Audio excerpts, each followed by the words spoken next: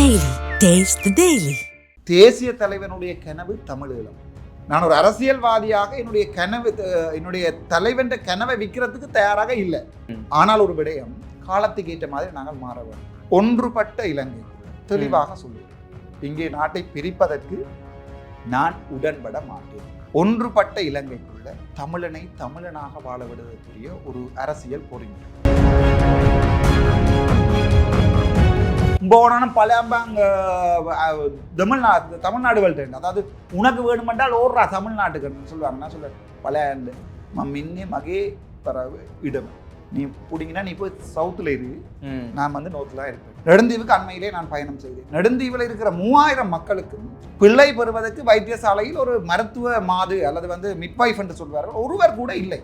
அந்த நிலைமையில தான் அந்த தீவு இருக்கிறது. பாராளுமன்றத்தில் சொல்லியிருப்பேன், நீங்கள் நெடுந்தீவை இல்லடாப்பா, கச்சதீவை இல்லடாப்பா, தீவுகளை இல்லை, யாழ்ப்பாணத்தில் மட்டக்களப்பையும் கொடுங்க தமிழகத்துக்கு. ஸோ அந்த நெடுந்தீவில் இருக்கிற 3000 பேருக்கு ஒரு கரண்ட் ஜென்ரேட்டரை போட்டு கொடுப்பது முதலமைச்சர் விஜய்க்கு ஒரு பெரிய வேலை இல்லை. ஆகவே சொல்லியிருப்பேன், உங்களால் இல்லாட்டா சொல்லுங்கடாப்பா, நாங்கள் அவங்கள்ட்ட கேட்டி எங்கள்ட சனத்துக்கு கொடுக்கணும்னு சொல்லியிருப்பேன்.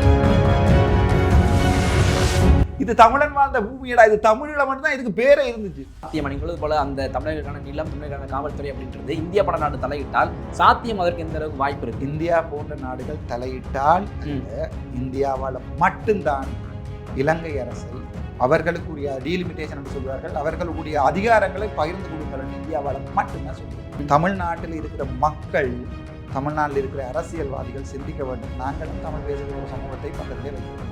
இப்ப நடக்கிறது ஒரு கலாச்சார படுகொலை. தமிழன் என்ற இனம் அழிக்கப்பட வேண்டுவதற்காக திட்டமிட்ட ரீதியில போதை வஸ்து, கஞ்சா, அதுகளை எல்லாத்தையுமே தமிழ் பிரதேசங்களிலே சாதாரணமாக பரவுது. ஆனால் அந்த கட்டுப்படுத்தப்பட வேண்டிய போலீஸ்காரர்கள் சிங்களவர்களாக இருக்கிறார். ஸோ அவர்களுக்கு தமிழினத்தில் அக்கறை இருக்கிறது. சீமான் என்பவர் தன்னுடைய தனிப்பட்ட அரசியலுக்காக தமிழ் தேசியம் என்ற ஒரு இனத்தினுடைய வலி, ஒரு இனத்தினுடைய போராட்டத்தை கதற முத்துலட்சுமி என்ன செஞ்சோம்.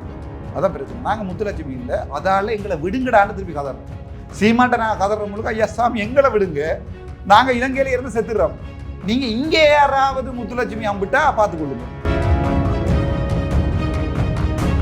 யாழ்ப்பாணத்துல இருந்தா சுடுவன் நாயன்னு சொல்லியிருப்பேன்.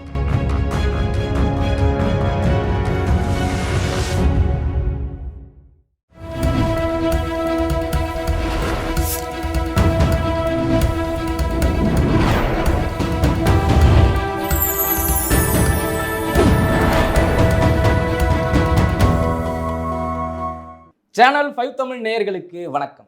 இந்த நேர்காணலில் நம்மோடு இணைந்திருப்பவர் இலங்கை பாராளுமன்ற உறுப்பினர் டாக்டர் ராமநாதன் அர்ஜுனா அவர்கள். வாருங்கள், அவரோடு பேசுவோம். அண்ணா வணக்கம். வணக்கம்.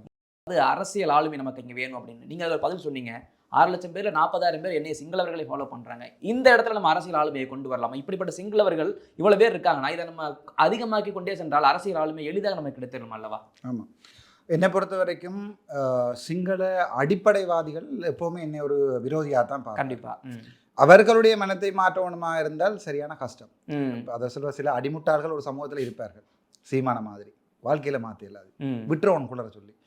ஆனால் ஒரு படித்த சமூகம், 98% கல்வி அறிவுள்ள சமூகம் இலங்கை சமூகம். 98 அதில் பெண்களுக்கு கல்வி அறிவு வீதம் கூட. ஸோ அந்த மக்களுக்கு சில கருத்துக்களை சொல்லும்போது முதலிலே எதிர்த்தாலும் காலம் போகும்போது அவர்கள் அதை ஏற்றுக்கொள்வார்கள்.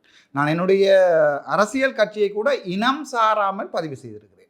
மக்கள் இயக்க முன்னணி. அதிலே முஸ்லிம் மக்கள் இருக்கலாம், சிங்கள மக்கள் வேணுமென்றாலும் இருக்கலாம், தமிழ் மக்கள் இருக்கலாம். ஆனால் என்னுடைய கட்சியினுடைய கொள்கை தேசியம். ஸோ இப்போ இங்கே ஒரு பிரச்சனை வரும், எப்படி ஒரு சிங்களவன் தமிழ் தேசியத்தை ஏற்றுக்கொள்ளலாம்னு என்னை கேட்பார்கள். அதால் கட்சியினுடைய ஜாப்பை நானே தான் எழுதியிருக்கிறேன். சிங்கள மக்கள் தன்னுடைய பிரதேசத்திலே பிரதிநிதி நிறுத்துகின்ற போது சிங்கள மக்களுடைய அடிப்படை பிரச்சனைகள் தொடர்பாக அவர் கதைக்கலாம். என்றாவது ஒரு நாள் கட்சியினுடைய கொள்கைக்கு எதிராக கதைப்பாராக இருந்தால் அவர் கட்சியிலிருந்து விலத்தப்படுவார். அது மட்டுமில்லை, அவருக்கு சட்ட நடவடிக்கையும் எடுக்கப்படும். ஸோ நான் ஒரு கட்டுக்கோப்போடு சிங்கள முஸ்லீம் மக்களையும் இணைத்துக் கொண்டு பயணிக்க ஆரம்பிக்கிறேன். எல்லாரையும் சேர்க்கின்ற காலத்திலே ஒரு சுமூகமான அரசியல் பயணமாக அது இருக்குமென்னு நினைக்கிறேன். நான் 2009 நான் பள்ளி பருவம் படிக்கும்போது இந்த இனப்படுகொலை நடந்தது. அன்றிலிருந்து இன்று வரை இந்த மக்கள் சந்திக்கும் பிரச்சனைகள், அவர்களுக்கான தேவைகள் எப்படி சரி செய்யப்படுகிறது? உண்மைக்குமே இங்கே சிங்கள அரசு ஏதாவது உதவிகள் செய்கிறதா, இல்லை எந்த உதவிகளும் இல்லாமல் தான் நீங்கள் தமிழர்கள் வெகுண்டெழுந்து அவங்களா தன் கைகளை ஊண்டி எந்திரிச்சு வராங்களா? உங்களுக்கு தெரியும், சீமானை சொல்ல தேவையில்லை. சீமான் தன்னுடைய அரசியலுக்கு முழுதாக தங்கியிருந்தது புலம்பெயர் என்கின்ற எங்களுடைய ரத்த உறவுகள், வெளிநாட்டிலே இருக்கின்ற எங்களுடைய ரத்த உறவுகள். அதே மாதிரி கிட்டத்தட்ட 12 லட்சம் தமிழ் மக்கள் புலம்பெயர் மக்களாக வாழ்கிறார்கள். ஸோ எங்களுடைய இனத்தை கட்டியெழுப்பதற்கு எந்த இனமும் எங்களுக்கு உதவி செய்ய தேவையில்லை. ஆனால் ஒரு அரசியல் விடுதலையை அடைய வேண்டுமாக இருந்தால் கட்டாயம் இன்னொரு நாடு, இந்தியா போன்ற ஒரு நாடோ அல்லது ஏதாவது ஒரு நாடு சர்வதேசத்திலே எங்களுடைய இனப்படுகொலையையும் தீர்த்து வைத்து எங்களுக்கு ஒரு அரசியல் தீர்வையும் எடுத்து தர வேண்டும். சிங்கள மக்களை பொறுத்த வரைக்கும் அரசியல் தீர்வு கொடுக்கக்கூடாது. இது இலங்கை தனி நாடாக இருக்க வேண்டும். இலங்கையினுடைய இறையாண்மைக்கு யாருமே பாதிப்பை ஏற்படுத்தக்கூடாது. தமிழன் என்ற ஒரு பிரதேசம், தமிழ் பிரதேசம் இருக்க இயலாது. இங்கே எல்லா இடத்துலையும் சிங்கள மக்கள் இருக்கணும் என்று அவர்கள் யோசிக்கிறார்கள். அதான் அது முக்கியமான பிரச்சனை.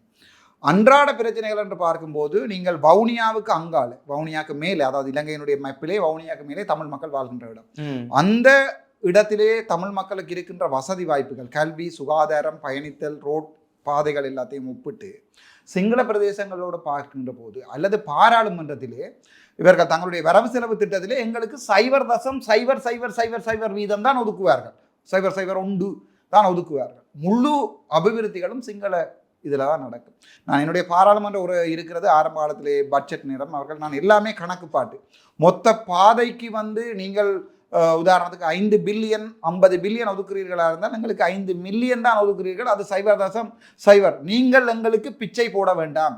தமிழன் சிங்களவனிடம் பிச்சை எடுப்பதற்கு தயாராக இல்லை. என் இனம் என் நாட்டை கட்டியெழுப்பும்.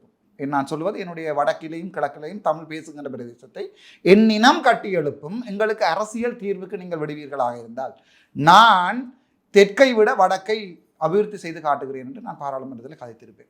அவைகள் சாதாரணமான பேச்சுக்கள் மட்டுமில்லை, அது எங்களுக்கு மிகப்பெரிய வேலை. சாதாரணமாக பார்த்தீங்கன்னா கச்சதீவு தான் இப்போது பிரச்சனையாக இருக்குது. அது பக்கத்தில் இருக்கிறது நெடுந்தீவு. நெடுந்தீவுக்கு அண்மையிலே நான் பயணம் செய்தேன். நெடுந்தீவில் இருக்கிற 3000 மக்களுக்கும் பிள்ளை பெறுவதற்கு வைத்தியசாலையில் ஒரு மருத்துவ மாது அல்லது மிட்வைஃப் என்று சொல்வார்கள், ஒருவர் கூட இல்லை. அந்த நிலைமையில தான் அந்த தீவு இருக்கிறது. ஈவன் யாழ்ப்பாணத்தில் இருந்து குறியேட்டுவான் சொல்லுகின்ற அதில் இந்த ஜெட்டி அந்த துறைமுகம் எல்லாம் நீங்கள் நினைக்கிற மாதிரி இந்தியா துறைமுகம் மாதிரி இல்லை, இவ்வளவுதான் இருக்கும் அந்த துறைமுகம்.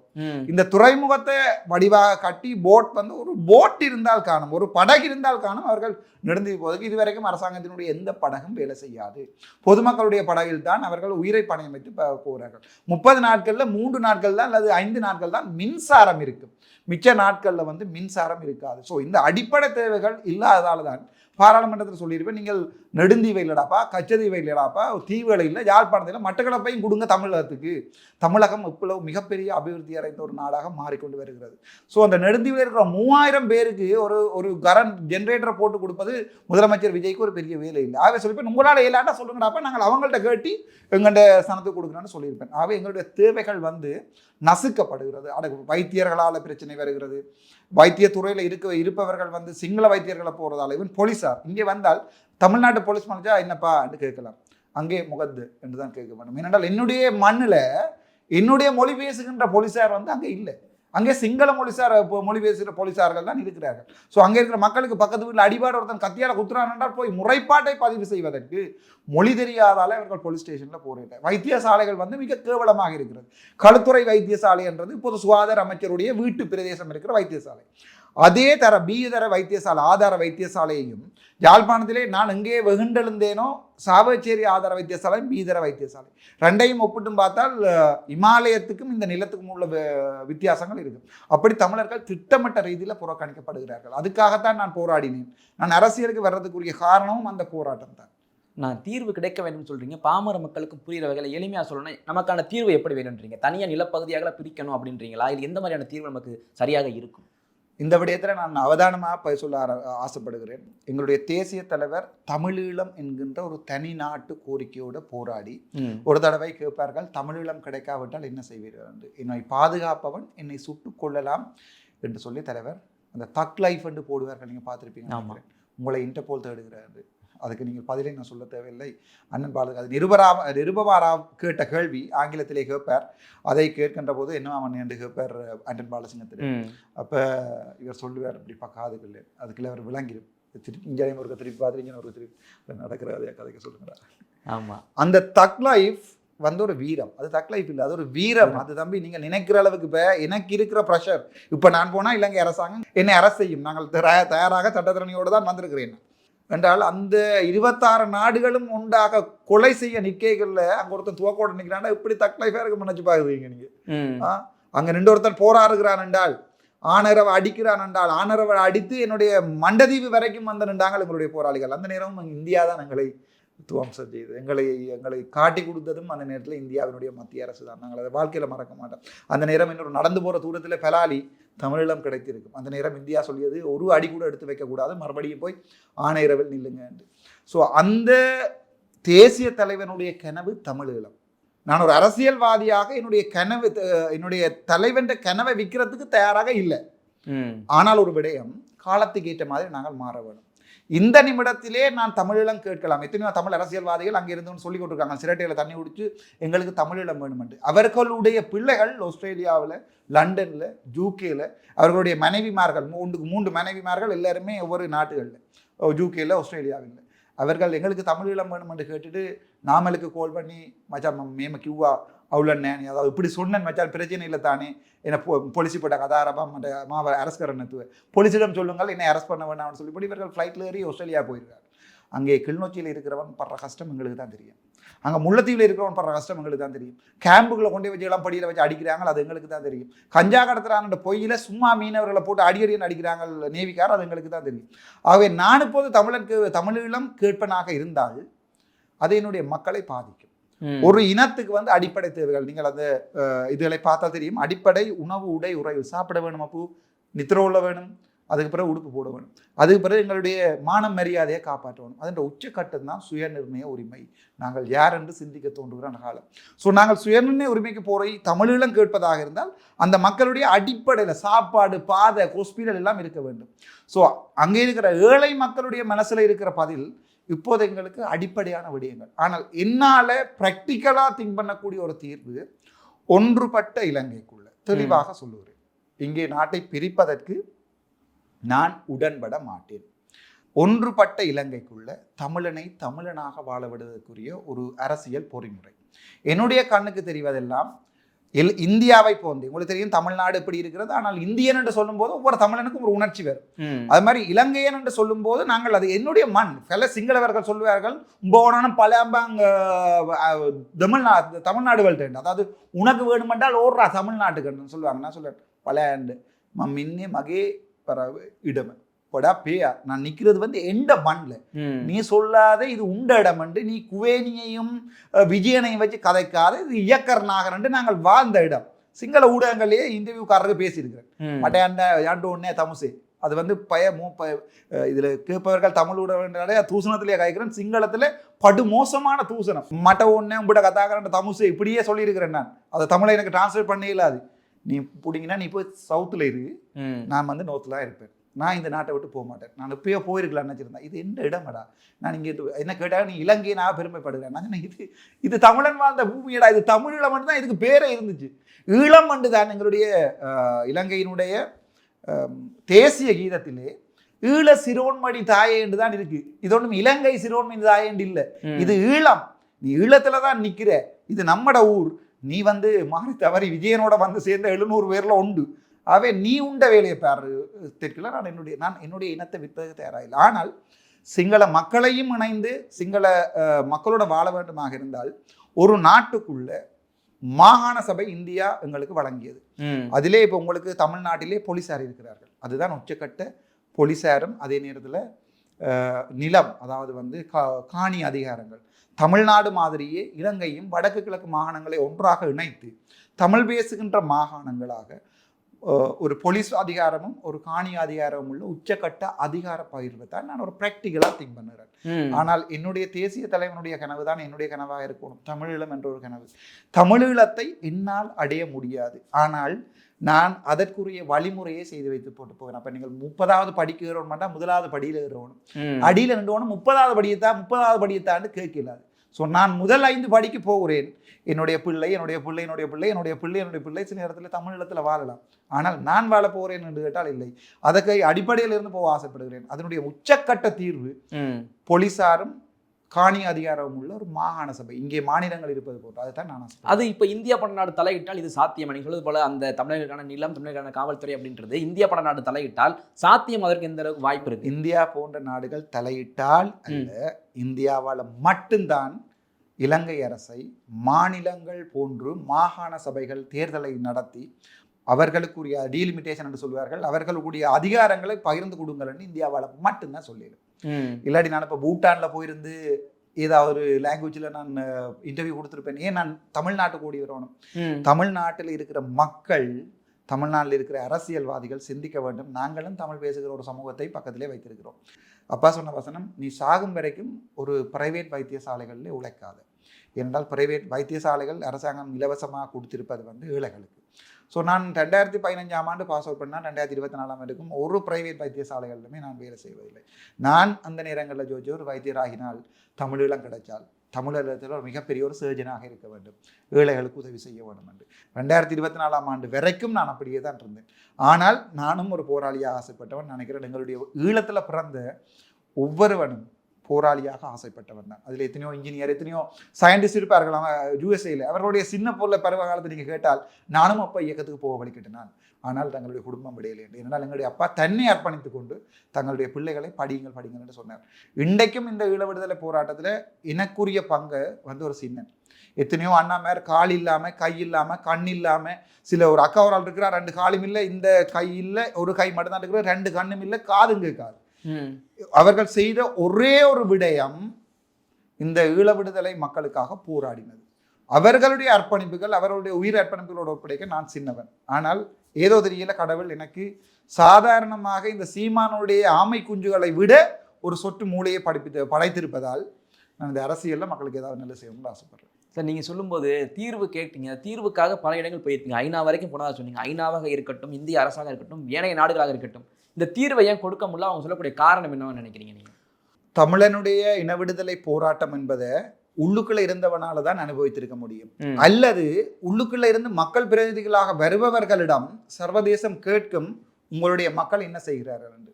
இங்கே என்ன பிரச்சனை என்றால், எங்களுடைய மக்களுடைய விடுதலைகளை வந்து உள்ளே இருப்பவர்களால் மட்டும்தான் வெளியால் வந்து சொல்ல முடியும். நாங்கள் பாராளுமன்ற உறுப்பினர்களாக ஒரு 5 பேரை நாங்கள் தேர்வு செய்திருந்தால் அவர்கள் என்ன செய்கிறார்கள் என்றால் வெளியே வந்து எங்களை காட்டி கொடுக்கிறார்கள். ஒரு நல்ல உதாரணம் சுமந்திரன். 2016ஆம் ஆண்டு தமிழ் மக்களுடைய ஒரு பாராளுமன்ற உறுப்பினராக 16-15களில் இவர் தேர்வு செய்யப்படுறார். சர்வதேச விசாரணைக்காக எங்களுடைய இனம் பாடுபடுகிறது, இந்த மனித இனப்படுகொலைக்காக. அந்த நேரத்தில் இவர் ஐநாவுக்கு போய் சொல்லுகிறார், சர்வதேச விசாரணை தேவையில்லை, அங்கே சிங்களவன் கொலை செய்தவனே விசாரணையை செய்யட்டும் என்று சொல்லுகிறார். அந்த காட்டி கொடுப்பால தான் எங்களால் எதுவுமே செய்ய முடியாமல் இருக்கிறது. அதான் உண்மை. நம் இனத்திற்கு துரோகம் அப்படின்றது அது பழகி போயிடுச்சு. ரொம்ப எட்டப்பன் காலத்துல இருந்து, கட்டபொம்மன் எட்டப்பன் காலத்துல இருந்து கருணா வரைக்கும், இப்போது சுமந்திரன் சாணக்கியன் வரைக்கும் வரலாறு ஒவ்வொரு எட்டப்பர்களையும் காட்டி கொடுத்து கொண்டே இருக்கிறது. சரி, இந்த மே 18, அதாவது நம்ம இந்த இசைப்பிரியா அக்கா அவங்க பட்ட அந்த துயரத்தெல்லாம் பார்க்க நாங்கள் சோசியல் மீடியாவில் மட்டும்தான் பார்க்க முடியும், காணொலியாக மட்டும்தான் பார்க்க முடியும். ஆனால் உங்களை போன்றவரிடம் அங்கே இருக்கக்கூடிய நிதர்சனம் இன்னைக்கு என்ன நடந்துகிட்டு இருக்கு? அன்றைக்கு நடந்த அதே சூழ்நிலை அன்றைக்கு இசைப்பிரியா அக்காவுக்கு நடந்தது இன்றைக்கும் பல அக்காக்களுக்கு நடக்குதா அப்படின்றத நீங்கள் தெளிவுபடுத்தணும். அன்று நடந்தது மிகப்பெரிய இனப்படுகொலை, அது திட்டமிட்ட ரீதியில கற்பழிப்பு. இப்ப நடக்கிறது ஒரு கலாச்சார படுகொலை. தமிழன் என்ற இனம் அழிக்கப்பட என்பதற்காக திட்டமிட்ட ரீதியில போதை வஸ்து, கஞ்சா, அதுகளை எல்லாத்தையுமே தமிழ் பிரதேசங்களில் சாதாரணமாக பரவிட்டிருக்கிறார்கள். ஆனால் அந்த போலீஸ் கட்டுப்படுத்தப்பட வேண்டிய போலீஸ்காரர்கள் சிங்களவர்களாக இருக்கிறார்கள். ஸோ அவர்களுக்கு தமிழினத்தில் அக்கறை இருக்க போவதில்லை. அன்று நடந்த இனப்படுகொலை வெளியால் வந்திருந்தது. இசைப்பிரியாக்காவுக்கு நடந்த விடயம் வெளியால் வந்திருந்தது. இப்போது நடக்கின்ற விடயங்கள் ஒன்றுமே வெளியால் வருவது, ஊடகங்களில் வருவதில்லை. சில போலீஸ்காரர் சில பொம்பளை பிள்ளைகளோட பிரச்சனை பண்ணுறது, சில ஆமிக்காரர் சில தமிழ் படியில் போட்டு அடிக்கிறது அப்பப்போ வெளியால் வரும். ஆனால் அந்த இனப்படுகொலை இப்போவுமே மெல்ல மெல்லமாக சத்தமின்றி நடந்து கொண்டிருக்கிறது. அவ்வளோதான். இன்றைக்கு சோசியல் மீடியா எல்லாமே ரொம்ப பெருசாகிருச்சு. இன்றைக்கா நடக்கக்கூடிய தமிழில் நடக்கக்கூடிய அநீதிகளை நீங்கள் வெளியே கொண்டு வந்தீங்கன்னா எங்களுக்கும் அது ஈஸியாக இருக்கும்ல. இதை நம்ம வெளியே கொண்டு போய் மக்களுக்கு காட்டுறதுங்க. ஏன்னா எங்கேயோ நடந்திருக்கக்கூடிய மக்களுக்கு ஏதாவது நடந்தால் இங்கே போராட்டம் பண்ணுறாங்க, என் தப்பு கூடியவர்களுக்கு இங்கே நடக்கும்போது அதை ஏன் பெருசாக பேசலை? அப்போ நான் அங்கேருந்து நீங்கள் வெளியே எங்களுக்கு காட்டலையோ என்ன நடக்குதுன்றதை. அதில் என்ன பிரச்சனைன்னு சொன்னால், அங்கிருந்து இந்த வழிகளை வழியால் கொண்டு வர வேண்டிய பொறுப்பு அரசியல்வாதிகளிடம் தான் இருக்கிறது. இந்த அரசியல்வாதிகள் இந்த போன வருடம் வரைக்கும், நான் இந்த அரசியலுக்கு போகும் வரைக்கும் முழு பேரும் சிங்கள மக்களுடைய அரசியல்வாதிகளுடைய கைக்கூலிகளாக தான் இருந்திருக்கிறார்கள். நான் சொன்னேன், உங்களுக்கு மாவீர தினம் நடத்துவதற்கு சிங்கள கொலை செய்த ராஜபக்சர்களையே போய் காசு வேண்டினவர்கள் என்று. ஸோ இப்படி அதாவது கஜேந்திரன் ஒருவர் இருக்கிறார், அவருடைய தம்பி அவரை காப்பாற்றுவதற்காக 30-40 போராளிகளை கொண்டே சிஐடியிடம் கொடுத்தார்கள். என்னுடைய தம்பியை விடுங்கள். அந்த கஜேந்திரன் என்பவரை வந்து அப்படி ஒரு மாபெரும் துரோகம் செய்துதான் எங்களுக்கு. இப்போ இந்த அரசியல்வாதிகள் இந்த இனப்படுகொலை தொடர்பாகவோ கலாச்சார படுகொலை தொடர்பாக வெளியே கதைப்பதற்கு தயங்குவார். அவர் அங்கே அந்த சொல்ல குண்டு சட்டிகளை குதிரை ஓட்டு அங்கேயே ஒரு சின்ன அரசியலை செய்து அங்கேயே வாக்குகளை பெற்றுக்கொண்டு அங்கே இருக்கிற சிங்கள அரசியல்வாதிகளிடம் சலுகைகளை பெற்றுக்கொண்டு, உதாரணம் சொல்கிறேன், எங்களோட ஸ்ரீதரன் பாராளுமன்ற உறுப்பினர் ஸ்ரீதரன் தமிழ் தேசியம் மட்டும்தான் கதைப்பார், அவருக்கு வேறு ஒன்றுமே தெரியாது, தமிழ் தேசியம் மட்டும்தான் கதைப்பார். ஆனால் அவர் இந்த முறை அரசியலமைப்பு சபையில் கொண்டே நான் அவரை விட்டுருக்கிறேன். ஏன்னா நாங்கள் 3 தமிழ் மக்கள், ஒரு தமிழ் பிரதிநிதி போகலாம். ஸோ நானும் ஜீவன் தொண்டமானும் ஸ்ரீதரனும் போட்டி போடுகிறோம். 21 பேர் வாக்கு போட வேணும் அந்த அரசியல் அமைப்புக்கு. ஸோ நாங்கள் பிரிகின்ற போது 6 பிரிகின்ற போது 6 ஆள், பெரும்பாலும் ஜீவனுக்கு தான் 11 வாக்குகள் போகிறதுக்குரிய சாத்தியப்போடு இருந்தது. ஸோ நான் நினைத்தேன் கிளிநொச்சி எங்களுடைய தமிழ் பேசுகின்ற ஒருவர் போகட்டுமே கிளிநொச்சியில் இருந்து என்று நான் வாபஸ் வாங்கினேன். அதில் வாபஸ் வாங்கி கொண்டு ஸ்ரீதரனையும் ஜீவன் தொண்டமானையும் நாங்கள் போட்டிக்கு வைத்திருந்தோம். நான் ஸ்ரீதரன் அவர்களுக்கு போட்டேன். நான் ஒரு கேண்டிடேட்டாக இருக்க வேண்டிய நானே ஸ்ரீதரனுக்கு போட்டபடி இவருக்கு 11 வாக்கு, ஜீவன் தொண்டமானுக்கு 10 வாக்கு. ஆனால் இந்த நபரை நாங்கள் அரசியலமைப்பு சபைக்குள்ள அனுப்பி இருக்கிறோம். அங்கே அவர்கள் என்ன செய்கிறார்கள் என்றால் 8 தடவை சிங்களவர்களுக்கு வாக்களித்தார்கள். சிங்கள இராணுவ ஒருவரை கணக்காளர் நியாயமாக கொண்டு வருவதற்காக 8 தடவை உள்ளுக்குள்ளே டீல் அடித்து வாக்களித்தார். அது வெளியால தெரிகின்ற போது அப்படி வலிக்கும் நினைக்கிறாங்க. அதுதான் இந்த காட்டி கொடுப்பவர்கள் அந்த காலத்திலிருந்து இந்த காலம் வரைக்கும் தேசிய மண்ட போர்வையில தப்பிச்சு கொடுறாங்க. ஆகுவண்ட அப்படி பிடிபட்டா டப்பன்னு சொல்லுவாங்க. தேசிய தலைவர்கிட்ட எங்களை எல்லாம் கூப்பிட்டு அந்த நம்ம சீமான் சொல்லுவார், ஆமக்கறி 50 கிலோ வத்தல் போட்டு தந்த மாதிரி. அந்த மாதிரி தான் இவர்களுடைய கதை அங்கே இருக்கும். அங்கே அந்த உணர்ச்சி அரசியல் இலங்கையிலே நன்றாக ஓடும். இலங்கையிலே இந்தியாவிலே அது ஓடையில்லை, தமிழ்நாட்டில் ஓடையில்லை. சீமான் என்னதான் உணர்ச்சி அரசியல் கருத்தாலும் சீமானுக்கு ஆமைக்கரையும் மேய்க்க போட்டுச்சுனே தவிர வேற ஒன்றும் தெரியாது என்பதை தமிழ்நாடு மக்கள் நிரூபித்திருக்கிறார்கள். அங்கே இருக்கிற மக்கள் இந்த உணர்ச்சி அரசியலில் உண்மையாகவே பாதிக்கப்பட்டவர்கள். அதாவது உணர்ச்சி அரசியல் அவர்களுக்கு வெளி ஆகவே இந்த உணர்ச்சி அரசியலை கதைக்கிறவர்களுக்கு அவர்கள் வாக்கு போடுவார்கள். அதை வித்து இவர்கள் வாழுகிறார்கள், அவ்வளவுதான். இல்லை, உணர்ச்சி அரசியல் அப்படின்னு சொன்னாலும் இங்கே தமிழகத்தில் பெரும்பாலும் இப்படி நம் சொந்தங்கள் சாகிறது, இப்படி அநீதிகள் நடக்குதுன்றதை சீமான் பெரிய அளவில் காமிச்சிருக்காருல, அது ஒரு ப்ளஸ் இருக்குல்ல அவர்கிட்ட, பெரிய அளவில் காமிச்சது. சீமான் பெரிய அளவில் காண்பிச்சாரா அல்லது சீமான் காண்பிச்சதால உண்மையான வழிகள் மறைஞ்சுதான்றதுதான் என்னுடைய கேள்வி. உதாரணத்துக்கு நான் தமிழக மக்களால் வெறுக்கப்படுகிற ஒருவன் என்று வச்சு கொள்ளுவேன் சும்மா.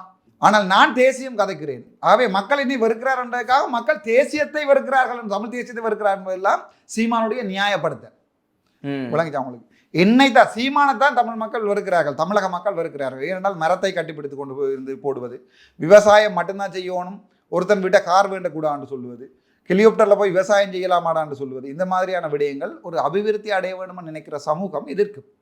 இப்போ யாரென்றாலும் என்னுடைய வீட்டில் என்னுடைய மகன் படிக்கணும், வைத்தியராக வரணும், பொறியியலராக வரணும், என்னுடைய வீட்டிலே 2 கார் இருக்கணும் தான் ஆசைப்படுவோம்.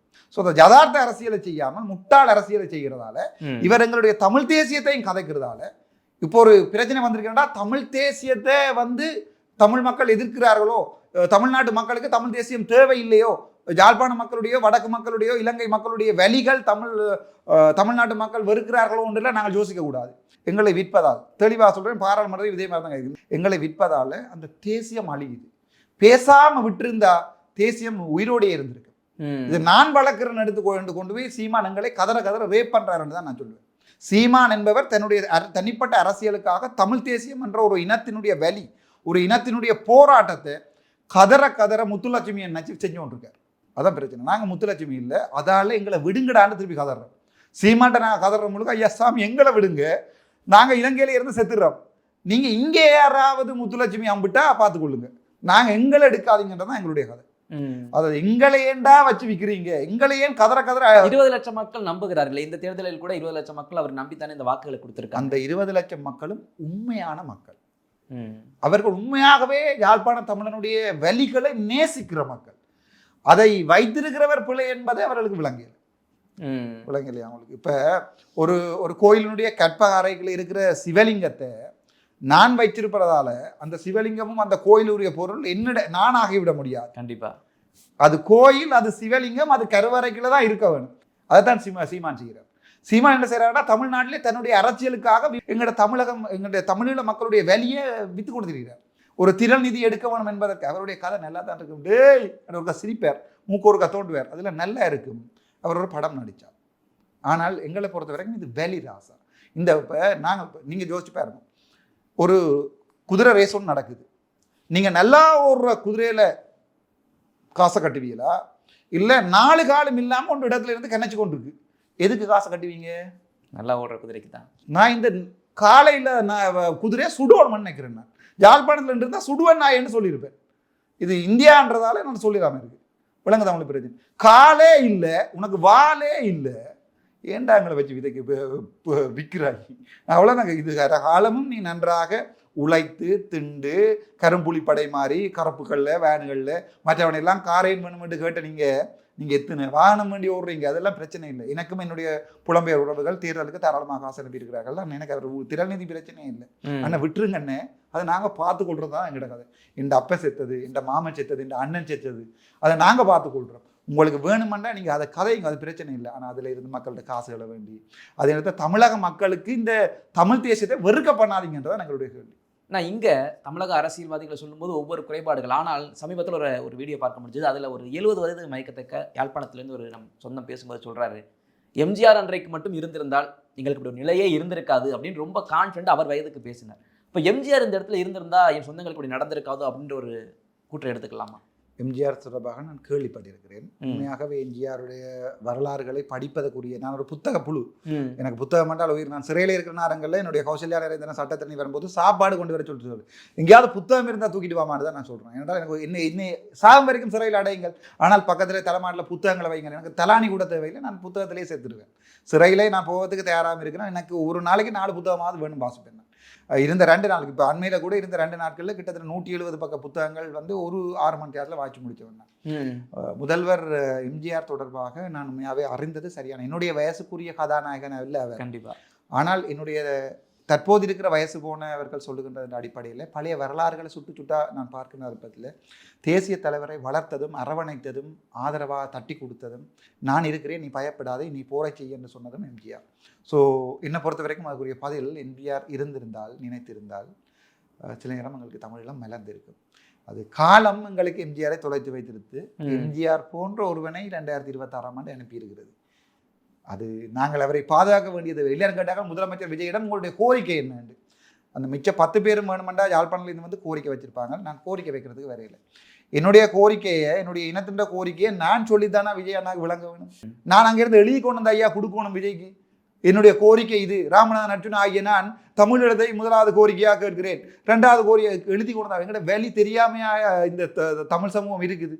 ஆகவே கோரிக்கைகளை கொண்டு வைக்கிறது அரசியல்வாதி இல்லை. நான் வந்தது என்னுடைய அண்ணனை பத்திரமாயிருங்கள் என்று சொல்லிவிட்டு போவதற்கு. உங்களுடைய அரசியல் தமிழகத்துக்கும் தேவை, தமிழ் பேசுகின்ற ஒவ்வொரு மக்களுக்கும் தேவை. இப்போது எதிர்க்கிறவர்கள் எல்லாம் உங்களை ஒரு காலம் நேசிக்கிற காலம் வரும். எம்ஜிஆரை பற்றி இப்போ யாருமே வசைப்பாடுவதில்லை. இருந்த காலத்தில் எதிர்கட்சி இருந்திருக்கும், இப்போ யாருமே வசைப்பாடுவதில்லை. அவ என்ன கேட்டால் இவர் எவ்வளவு காலம் அரசியல் செய்வார்னு சொல்லி முதல் நான் சொன்னேன், அந்த இறந்தும் அரசியல் செய்யும். நீங்கள் அவசரம் பாருங்க, ஒரு நம்பிக்கை தான். வாழ்க்கை என்பது ஒரு நம்பிக்கை.